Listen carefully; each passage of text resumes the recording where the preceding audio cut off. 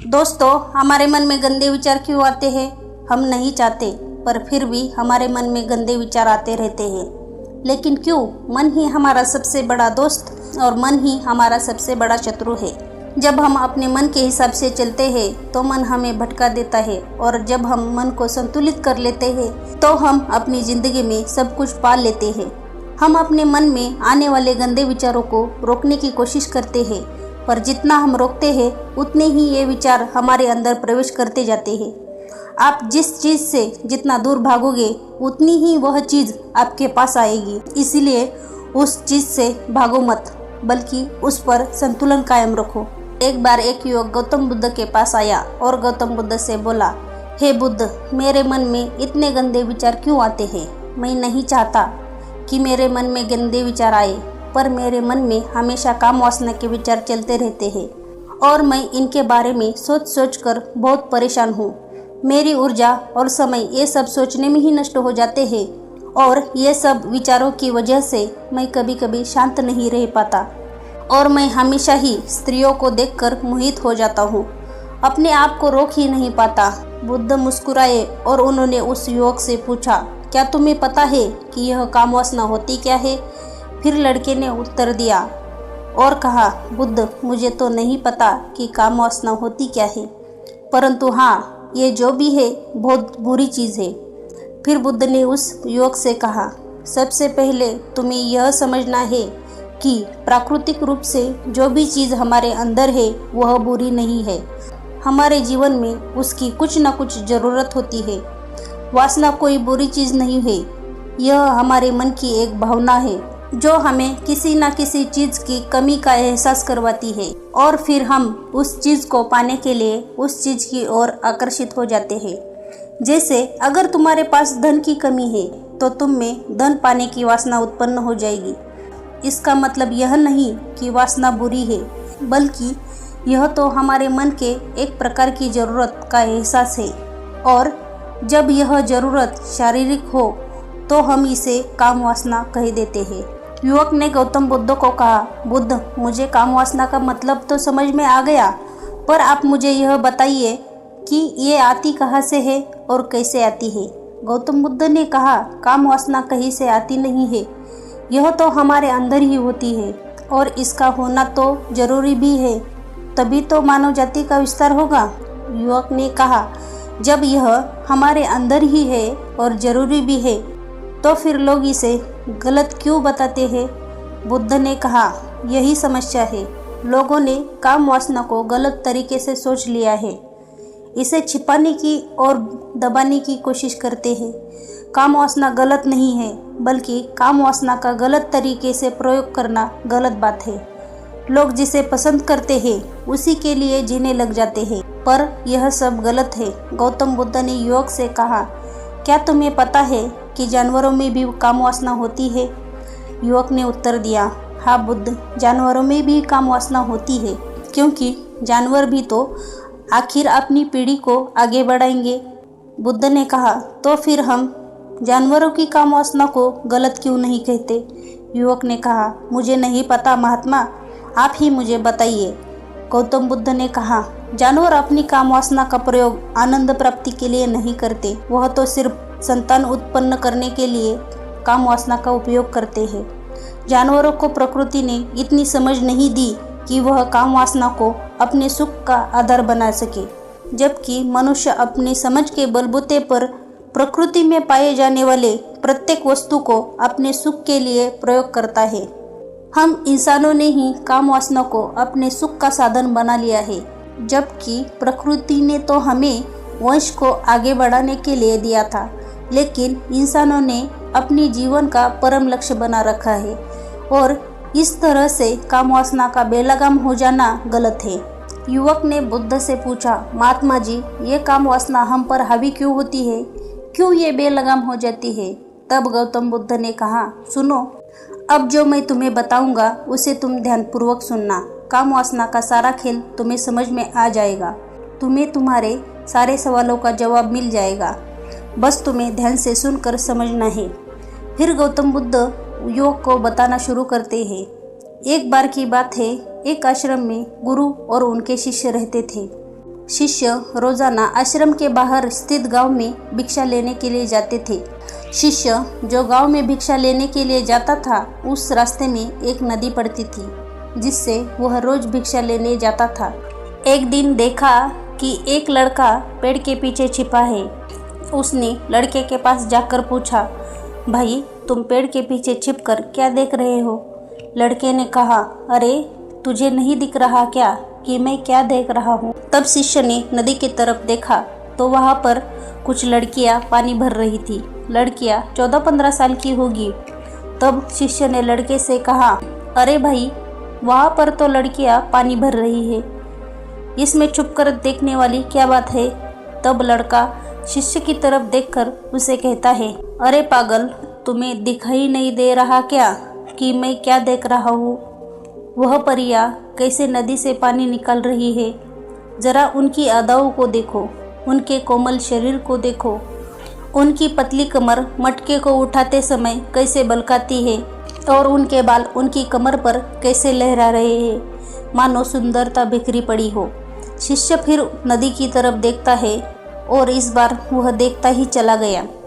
अभी तक तो उसे कुछ भी नजर नहीं आ रहा था और वह बिल्कुल निर्भय था। उसे किसी बात का कोई डर नहीं था, लेकिन अब वह छिपने लगा और उन लड़कियों को देखने लगा जैसे उसने कोई अपराध किया हो।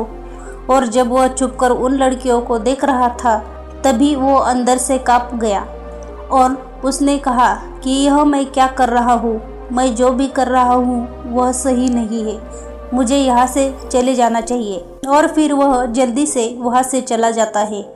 फिर वो आश्रम पहुँच जाता है। आश्रम जाकर वह अपने कार्यों में लग गया, लेकिन जो अभी वह देख कर आया था वही उसकी आंखों के सामने बार बार आ रहा था। उसके मन में वही दृश्य चल रहा था। उसका मन वही सब कुछ देखने के लिए ललचा रहा था। उसका किसी भी काम में मन नहीं लग रहा था। सुबह होते ही वह रोज भिक्षा के लिए आश्रम से जल्दी निकल जाता था और नदी के पास जाता था जहाँ वह लड़का पहले से मौजूद रहता था। उसके साथ मिलकर लड़कियों को छुपकर देखता था। अब वह रोज ऐसा करने लगा। उसका मन अब किसी काम में नहीं लगता था। वह हमेशा किसी न किसी प्रकार के विचारों में उलझा रहता था। वह आश्रम के कार्यों को भी ठीक ढंग से नहीं कर पा रहा था। न वह ठीक से सो पाता था और ना ठीक से खाना पीना खाता था। उसका मन बेचैन सा रहता था। उसका मन बार बार उन लड़कियों के सौंदर्य को देखने के लिए ललचाता था। जब गुरु भिक्षा देते तब भी उसका मन कहीं और विचारों में खोया रहता था। गुरु ने अपने शिष्य की इन हरकतों को देखा। तब एक दिन गुरु ने शिष्य को अपने पास बुलाया और कहा, आज से मैं भी तुम्हारे साथ भिक्षा मांगने चलूँगा। तुम और मैं साथ साथ भिक्षा मांगने चलेंगे। तभी शिष्य ने गुरु को मना करते हुए बोला, नहीं गुरुदेव, आप परेशान क्यों हो रहे हो? मैं अकेले ही ठीक से भिक्षा मांग सकता हूँ। गुरु ने शिष्य से कहा, ठीक है, तुम अकेले ही भिक्षा मांगने जाओ। इसके बाद शिष्य भिक्षा मांगने निकल गया। शिष्य के जाने के बाद गुरु भी आश्रम से निकल गए और शिष्य का पीछा करने लगे। वह कहाँ जाता है, किससे मिलता है, यह सब देखने के लिए उसके पीछे पीछे चलने लगे। थोड़ी दूर जाने के बाद गुरु ने देखा कि उनका शिष्य एक लड़के के साथ एक पेड़ के पीछे अपराधी की तरह छुपा हुआ है और कुछ देख रहा है। गुरु भी अपने शिष्य के पीछे जाकर खड़े हो गए, यह देखने के लिए कि आखिर उनका शिष्य क्या देख रहा है, जिसके लिए वह पेड़ के पीछे अपराधियों की तरह छिपा पड़ा है। गुरु ने देखा कि उनका शिष्य पेड़ के पीछे छिपकर लड़कियों को देख रहा है जो नदी से पानी भर रही है। तभी गुरु ने शिष्य से कहा, क्या तुम लड़कियों से भी भिक्षा लोगे? गुरु की आवाज़ सुनकर शिष्य का मन घबराया और उसके पसीने छूटने लगे। वह थर-थर काँप रहा था, जैसे किसी चोर को पकड़ते समय रंगे हाथों पकड़ लिया हो। उसकी हालत खराब हो गई। वो कुछ भी नहीं बोल पा रहा था। वह लड़का जो शिष्य के साथ था वहाँ से भाग गया, जिससे शिष्य और भी घबरा गया था। उसके मुंह से कुछ टूटे फूटे शब्द ही निकल रहे थे। वह अपने गुरु से भी नज़र मिलाने का साहस नहीं कर पा रहा था। गुरु ने शिष्य की ओर देखा और कहा, मेरा शिष्य तो निर्भय है, उसे तो किसी चीज का डर नहीं है। लेकिन यह क्या, तुम तो डर के मारे कांप रहे हो। शिष्य ने गुरु से कहा, मुझे माफ कर दो, इसमें मेरा कोई दोष नहीं है। उस लड़के ने मुझे बहका दिया था, लेकिन मैं आपसे वादा करता हूँ कि आज के बाद मैं कभी भी दोबारा ऐसा नहीं करूँगा। मुझे माफ कर दो। गुरुदेव ने कहा कि कोई बात नहीं, पर इस बात का तुम ध्यान रखो, हम जैसी संगति करते हैं वैसा ही फल हमें प्राप्त होता है। हम जैसे संगति करते हैं उनके विचार हमारे अंदर प्रवेश करते हैं। इसलिए अच्छी संगति करो ताकि तुम्हारे अंदर अच्छे विचार प्रवेश करें। फिर गुरु और शिष्य आश्रम लौट आए और फिर से आश्रम के कार्यों पर ध्यान देने लगे। उसने उस रास्ते को छोड़ दिया और दूसरे रास्ते से जाने लगा। वह अपने कामों को ध्यान से करता था, लेकिन धीरे धीरे उसके अंदर क्रोध उत्पन्न हो गया और फिर वह दूसरे शिष्यों पर क्रोध करने लगा और बेचैन हो गया। अब वह सही समय पर भोजन भी नहीं करता था, वह भोजन भी बहुत कम खाता था। एक रात गुरु शिष्य के पास आए और उसे बोले कि तुमने मुझसे वादा किया था कि तुम अपना मन नियंत्रण में रखोगे। अब तक तुमने कितनी बार अपना वादा तोड़ दिया। यह सुनकर शिष्य अपने गुरु के चरणों में गिर गया और रोने लगा। रोते रोते ही उसने गुरु से कहा कि गुरुदेव, मैं कई बार अपना वादा तोड़ चुका हूँ, फिर वादा कर लेता हूँ, लेकिन हर बार मैं वादा तोड़ देता हूँ। मेरा मन मेरे नियंत्रण में है ही नहीं। मैं बहुत कोशिश करता हूँ कि मैं अपने मन से सारे बुरे विचारों को निकाल दूँ, लेकिन मैं चाहकर भी ऐसा नहीं कर पा रहा हूँ। फिर गुरु ने शिष्य को कहा, चलो मेरे साथ। गुरु शिष्य को आश्रम के बगीचे में लेकर गए और शिष्य से कहा, देखो यहाँ पर कुछ नालियाँ बनी हुई है जिससे नदी का पानी इन पौधों तक आ रहा है और यह पानी निरंतर भाव से बह रहा है। क्या तुम इस पानी के बहाव को रोक सकते हो? शिष्य ने कहा, हाँ गुरुदेव, मैं इस बहाव को रोक सकता हूँ। फिर शिष्य ने मिट्टी उठाकर उस नाली की छोर पर डाल दी। वह पानी थोड़ी देर के लिए रुक गया और फिर थोड़ी देर के बाद उस रेत के ऊपर से पानी आया। गुरु ने शिष्य से कहा, अरे ये क्या, पानी तो रुका ही नहीं। फिर से उसने कुछ कंकर पत्थर उठाकर उस नाली में डाल दिए और फिर थोड़ी देर के लिए पानी रुक गया, लेकिन फिर थोड़ी देर बाद ही उन कंकर पत्थर के ऊपर से पानी निकल आया। गुरु ने कहा, शिष्य, यह क्या हुआ? पानी तो फिर से आ गया। तुम तो बोल रहे थे कि तुम इस पानी को रोक दोगे। क्या हम किसी चीज़ को पूरी तरह से रोक सकते हैं? तब शिष्य ने कहा, कोई बात नहीं गुरुदेव, मैं इस पानी को तो रोक कर ही आपको दिखाऊंगा। फिर वह बड़ा सा पत्थर लेकर आया और उस नाली पर डाल दिया। पानी रुक गया। तब शिष्य ने गुरु से कहा, देखा गुरुदेव, मैंने कहा था ना कि पानी को रोक दूंगा। मैंने पानी को रोक दिखाया। आपकी बात मैंने पूरी कर दी। गुरु मुस्कुराए और बोले, अच्छा जरा ध्यान से देखो, पानी रुक गया है क्या? वो तो पीछे की नाली तोड़कर बाहर आ गया और अगल बगल से बह रहा है। और ध्यान से देखो, इस पत्थर के आगे भी आ गया और यह पानी अपना रास्ता बदलकर फिर से आगे की तरफ बह जाएगा। फिर थोड़ी देर बाद ऐसा ही हुआ। फिर गुरु ने शिष्य को समझाया, तुम्हारे साथ भी तो ऐसा ही चल रहा है। तुम बार बार प्रयास कर रहे हो, बड़े से बड़ा प्रयास कर रहे हो, पर हर बार तुम्हारा प्रयास टूट रहा है और यह हमेशा टूटता ही रहेगा। यह पत्थर तुम्हारा प्रयास है और यह पानी तुम्हारे विचार। तुम कितना भी बड़ा पत्थर रख लो, लेकिन पानी तो अपना रास्ता बना ही लेगा। ये देखकर शिष्य ने पूछा, हे गुरुदेव, क्या कोई तरीका नहीं है जिससे मैं गंदे विचारों से बाहर निकल सकूं? गुरु ने कहा, एक तरीका है। यह पानी जिस नदी से आ रहा है, तुम वहां से इस पानी का रास्ता ही बदल सकते हो। गुरु शिष्य को एक नदी के पास ले गए जहाँ से उस बगीचे में पानी आ रहा था। गुरु ने शिष्य से कहा, वो पानी इसी नदी से जा रहा है। अगर हम यहीं से उसका रास्ता बंद कर दे जहाँ से पानी बगीचे में जा रहा है, तो क्या हम पानी को रोक नहीं सकते? शिष्य ने कहा, हाँ गुरुदेव, अवश्य ऐसा हो सकता है। मैं इस पानी को यहीं से बंद कर देता हूँ, तब आगे की नाली में पानी जाएगा ही नहीं और फिर बगीचे में पानी ही नहीं जाएगा। फिर गुरु ने कहा, शिष्य, अगर पानी बगीचे में नहीं जाएगा तो पेड़ पौधों को पानी कहाँ से मिलेगा? उन पेड़ पौधों को तो पानी की आवश्यकता है। फिर शिष्य ने विचार किया और कहा, मेरे मन में तो ये बात आई ही नहीं, इस पानी का बगीचे में जाना जरूरी भी है। गुरु ने कहा, उन पेड़ पौधों में कुछ ऐसे हैं जिनको रोज पानी की आवश्यकता है, वो तो मुरझा कर मर ही जाएंगे, पानी तो हमें खोलना ही होगा। शिष्य ने गुरु की बात सुनकर पानी का रास्ता खोल दिया। तब गुरु ने पूछा, अगर हम इस नदी के पूरे पानी को बगीचे की तरफ मोड़ दें तो क्या होगा? शिष्य ने उत्तर दिया, गुरुदेव, वहाँ पर जितने भी पेड़ पौधे हैं वो सब गलकर नष्ट हो जाएंगे और वहाँ पर कुछ भी नहीं बचेगा। गुरु मुस्कुराए और बोले, तुम इस बात को समझो, हमें किसी भी चीज़ को रोकना नहीं है, बस हमेशा संतुलन बनाए रखना है। कम पानी से भी पौधे नष्ट होते हैं और ज़्यादा पानी से भी पौधे नष्ट होते हैं। हमारा जीवन संतुलन से ही चलता है। गुरु ने शिष्य से कहा, अगर मैं तुम्हें कुछ कहूँ कि आम के बारे में मत सोचना, तो तुम्हारे मन में सबसे पहले किसका चित्र आएगा? शिष्य ने बोला, गुरुदेव, मेरे मन में तो पहला चित्र आम का ही आएगा। गुरु ने कहा, जब हम गंदे विचारों को जबरदस्ती रोकने का प्रयास करते हैं तो वे और भी मजबूती से हमारे अंदर प्रवेश करते हैं, इसलिए हमें उन्हें कभी भी दबाने की कोशिश नहीं करनी चाहिए।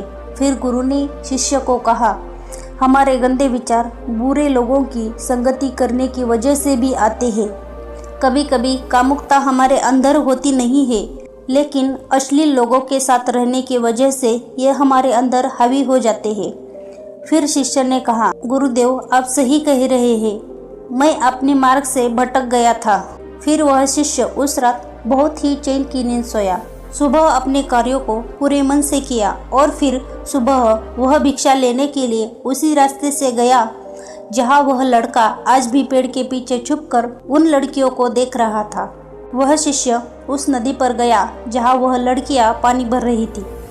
उसने उन लड़कियों से पानी मांगा और उन लड़कियों में से एक लड़की ने उसे पानी पिलाया और उस शिष्य के पैर छुए। शिष्य ने उसे आशीर्वाद दिया, तुम्हारा कल्याण हो, जिससे कि मानसिकता सकारात्मक ऊर्जा से भर जाए। उसके चेहरे पर मुस्कान आ गई थी, जैसे कि उसे कुछ खोया हुआ वापस मिल गया हो। वह अपने रास्ते से जाने लगा, तभी पीछे से वह लड़का आ गया जो पेड़ के पीछे छुपा हुआ था। वह शिष्य के पास आया और बोला, क्या बात है, आज तो तुमने नज़दीक से दर्शन कर लिए, तुम तो मुझसे भी आगे निकले। तब शिष्य ने कहा, हम हमेशा दूसरों के दर्शन करने में ही व्यस्त रहते हैं, अपने दर्शन कर ही नहीं पाते। तुम कब तक इस पेड़ के पीछे छुपते रहोगे? किसी को पसंद कर लो, उसे बोल दो, अगर वो भी तुम्हें पसंद करती है तो शादी कर लो, और उससे पहले तुम कुछ बन जाओ, अपने आप को पहचान लो, ऐसे अपना समय बर्बाद मत करो। फिर वह लड़का रोज उस शिष्य से मिलने लगा और उसने लड़के को नदी पर ना जाने के लिए प्रेरित किया, और फिर वह लड़का अपने जीवन में कुछ बनने के लिए संघर्ष करने लगा। तो तुमने देखा कि संगति का असर क्या होता है। अपनी संगति बदलो, अपने विचार बदलो। गुरु ने शिष्य से पूछा, क्या तुम्हें अपने सभी सवालों का उत्तर मिल गया? तब शिष्य ने कहा, हाँ महात्मा जी, आपका धन्यवाद। तब गुरु ने शिष्य से कहा कि जब तुम्हारे मन में गंदे विचार आए तब तुम अपने आप को दोषी मत मानो। यह शरीर है और यह सब इसने हजारों सालों से सीखा है। एक केवल तुम्हारे सोच लेने से या शपथ लेने से ये टूटने वाला है नहीं, लेकिन तुम्हारे पास वो शक्ति है, वो ऊर्जा है जिसका तुम्हें संतुलन उपयोग करना है। तुम एक जीवित ऊर्जा हो, कुछ भी अनुभव करने के लिए स्वतंत्र है, इसलिए तुम अपने आप को पहचानो।